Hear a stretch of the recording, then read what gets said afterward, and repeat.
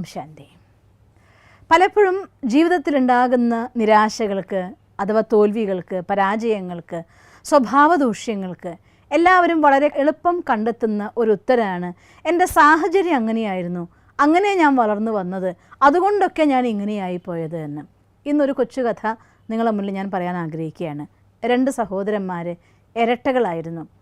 ഒരു സഹോദരൻ നന്നായിട്ട് പഠിച്ചു, വളർന്നു, നല്ല രീതിയിൽ സമ്പാദിച്ചു.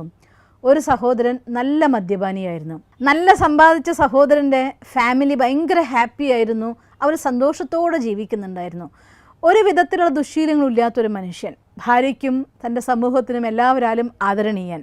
അയാളുടെ കൂടെ ജനിച്ച ഇരട്ട സഹോദരനാണെങ്കിൽ എല്ലാ സമയത്തും മദ്യപാനി, മദ്യപിക്കുകയും എല്ലാവരുമായിട്ട് അടിയുണ്ടാക്കുകയും തല്ലുണ്ടാക്കുകയും എവിടെ നിന്നൊക്കെ പറ്റുമോ അവിടെ നിന്നൊക്കെ പൈസ കടം വാങ്ങിക്കുക.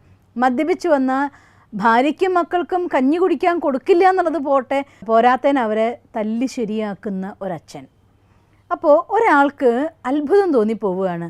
ഒരച്ഛൻ്റെ 2 മക്കളാണല്ലോ ഇവരും, അതും ഇരട്ട കുട്ടികൾ.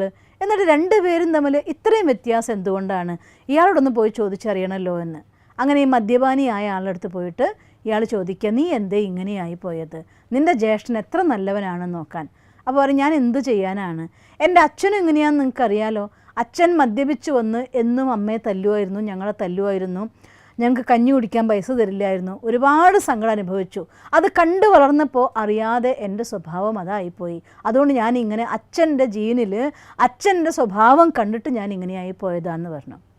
ഇത് കേട്ടപ്പോൾ അയാൾ കുറേയും കൂടെ ഉത്സാഹം വർദ്ധിച്ചു. എന്നാൽ പിന്നെ മറ്റാളെ പോയി കണ്ടു നോക്കട്ടെ, അയാൾ എന്തുകൊണ്ട് അങ്ങനെയായി എന്ന്.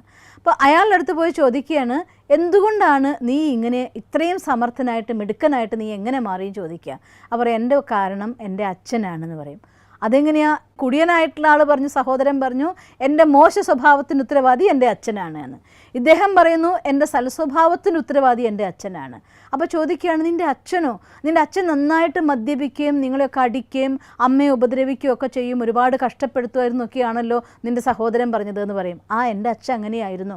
അതുകൊണ്ട് ഓരോ ദിവസവും ഓരോ നിമിഷവും ഞാൻ എൻ്റെ മനസ്സിൽ ഉറപ്പിക്കുമായിരുന്നു, എൻ്റെ അച്ഛൻ ഞങ്ങൾക്കൊരു അച്ഛൻ്റെ സുഖം തന്നില്ല, എൻ്റെ അമ്മയ്ക്കൊരു ഭർത്താവിൻ്റെ സുഖം കൊടുത്തില്ല, അതുകൊണ്ട് ഞാൻ ഒരിക്കലും ഇങ്ങനെയാവില്ല, ഞാൻ എൻ്റെ മക്കൾക്ക് സുഖം കൊടുക്കും, എൻ്റെ ഭാര്യയ്ക്ക് സുഖം കൊടുക്കും എന്ന് ഞാൻ അന്നേ ഉറച്ചു നിശ്ചയിച്ചിരുന്നു എന്ന്.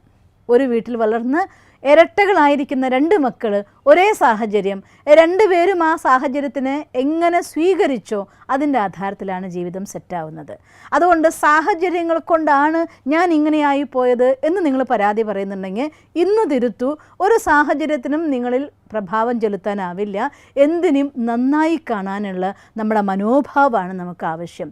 അതുകൊണ്ട് സാഹചര്യങ്ങളെ പഴിക്കാതെ, ഞാൻ പലവട്ടം പറഞ്ഞിട്ടുള്ള വാക്ക് ഇന്നുകൂടെ പറയുകയാണ്, success and excuse will not come together എന്ന്. വിജയവും ഒഴിവുകഴിവുകളും ഒരിക്കലും ഒന്നിച്ച് പ്രവർത്തിക്കാറില്ല. വിജയം ആഗ്രഹിക്കുന്നുണ്ടെങ്കിൽ പരിതസ്ഥിതികളെ കുറ്റപ്പെടുത്താതെ, വ്യക്തികളെ കുറ്റപ്പെടുത്താതെ, എല്ലാത്തിൽ നിന്നും നല്ലതിനെ ഉൾക്കൊണ്ടുകൊണ്ട് മുന്നേറിയ ഈ ലോകത്ത് എന്തും നമുക്ക് നേടിയെടുക്കാം. നമ്മളാണ് നമ്മുടെ ജീവിതത്തിൻ്റെ വിധി എഴുതേണ്ടവർ, നമ്മളാണ് നമ്മുടെ ജീവിതത്തിൻ്റെ സുഖദുഃഖങ്ങളെ നിശ്ചയിക്കേണ്ടവർ. അതുകൊണ്ട് നന്നായി ജീവിക്കണമെന്നും നല്ലതാവണം എന്നും നിശ്ചയിക്കൂ. നിങ്ങളുടെ ജീവിതത്തിൽ വിജയം നിങ്ങളെ കാത്തിരിക്കുന്നതാണ്. എല്ലാവരും നിങ്ങൾക്ക് വിജയികളാവാൻ സാധിക്കട്ടെ എന്ന് പ്രാർത്ഥിക്കുന്നു. ഓം ശാന്തി. ദിവസം തോറും ജീവിത വിജയങ്ങൾക്ക് വെളിച്ചം വീശുന്ന പുത്തൻ വീഡിയോകൾക്കായി ഞങ്ങളുടെ യൂട്യൂബ് ചാനൽ സബ്സ്ക്രൈബ് ചെയ്യൂ. നോട്ടിഫിക്കേഷൻ ലഭിക്കുന്നതിനായി ബെൽ ഐക്കൺ ക്ലിക്ക് ചെയ്യൂ. ഒപ്പം ഞങ്ങളുടെ ഫേസ്ബുക്ക്, ട്വിറ്റർ, ഇൻസ്റ്റാഗ്രാം പേജുകൾ ഫോളോ ചെയ്യൂ. നന്ദി.